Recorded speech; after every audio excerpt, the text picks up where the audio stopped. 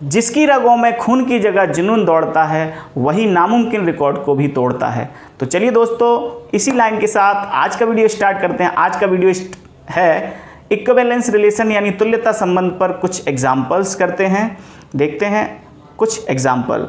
तो चलिए स्टार्ट करते हैं आज का वीडियो। स्टार्ट करने से पहले आप लाइक शेयर और सब्सक्राइब कर दीजिए।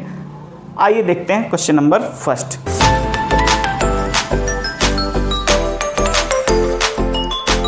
एक्सरसाइज 1C का क्वेश्चन नंबर फर्स्ट है अपना।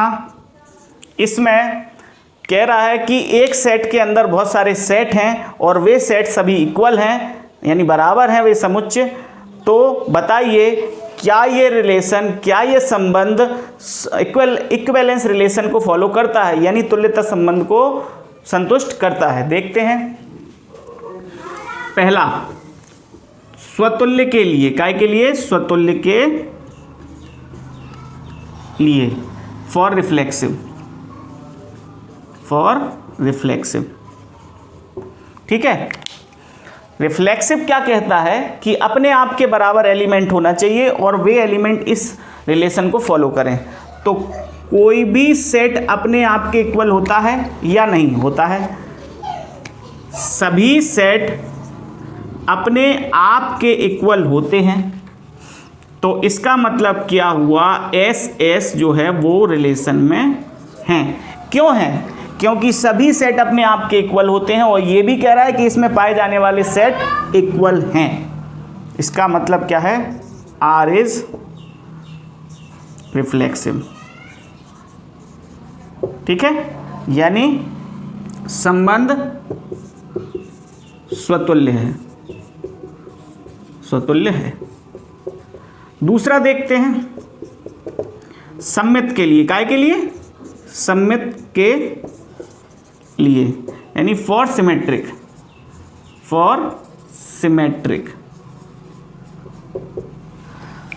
सिमेट्रिक रिलेशन क्या कहलाता है कि एक सेट बी के इक्वल है, ये रिलेशन में दिया है, तो दूसरा सेट भी पहले के इक्वल होगा ना।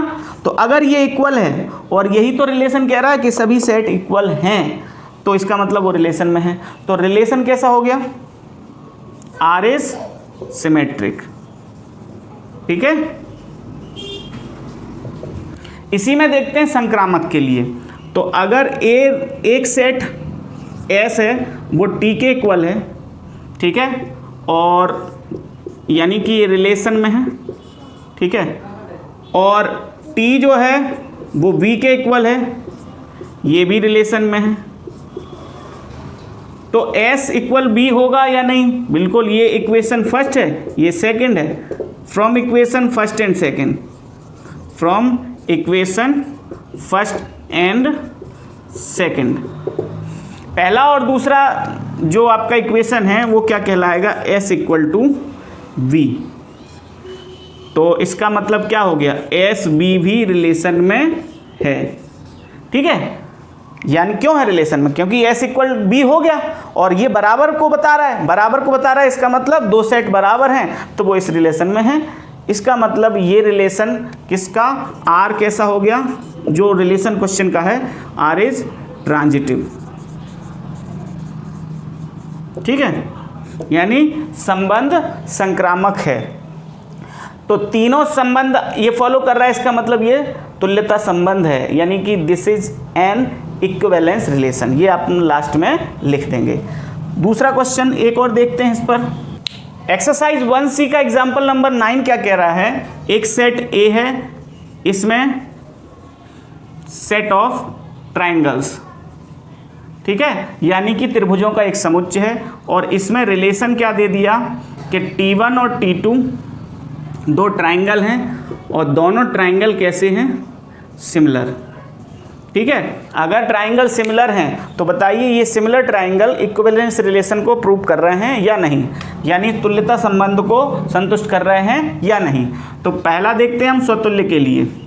तो प्रत्येक त्रिभुज अपने आप के समरूप होता है, यानी कि each triangle similar to itself. इसका मतलब ये हुआ कि T1, T1 रिलेशन में हैं, ठीक है। तो इसका क्या मतलब, ये दोनों स्वतुल्य हो गए स्वतुल्य बराबर। ठीक है, तो R इज रिफ्लेक्सिव। ठीक है, R इज रिफ्लेक्सिव यानी कि संबंध स्वतुल्य हो गया। दूसरा, अगर कोई दो ट्राइंगल, पहला ट्राइंगल दूसरे के सिमिलर है, ये आपका रिलेशन में है T1, T2, ठीक है, बिलोंग टू R। तो अगर एक ट्राइंगल दूसरे के सिमिलर है तो दूसरा ट्राइंगल भी पहले के सिमिलर होगा या नहीं होगा।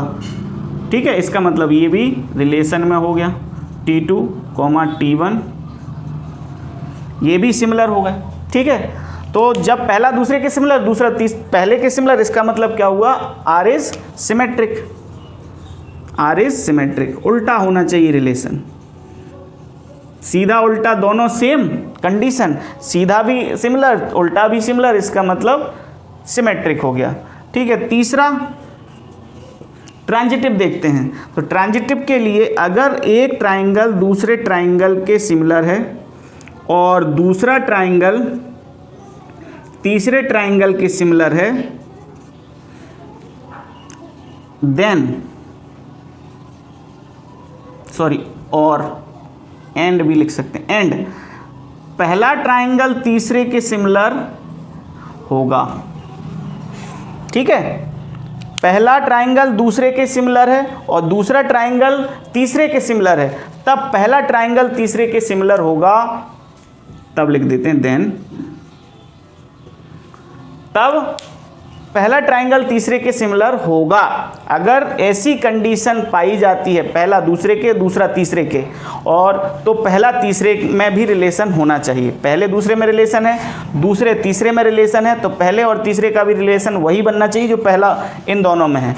तो इसका मतलब क्या हुआ, वो ट्रांजिटिव भी है यानी वो संक्रामक भी है।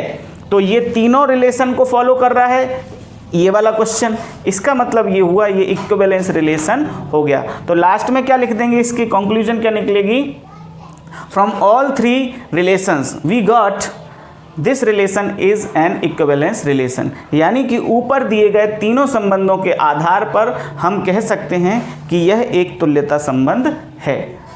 दोस्तों, ये दो एग्जाम्पल हो गए इक्विवेलेंस रिलेशन पर डिपेंड। अगर वीडियो अच्छी लगी हो तो लाइक शेयर सब्सक्राइब ठोक दीजिए बजाकर, ताकि और भी सब्सक्राइबर बढ़ते जाएं, 1000 सब्सक्राइबर जल्दी से जल्दी हो जाएं, ताकि मैं आपको लाइव आकर पढ़ा सकूं। थैंक यू दोस्तों, आखिर तक देखने के लिए। जय हिंद।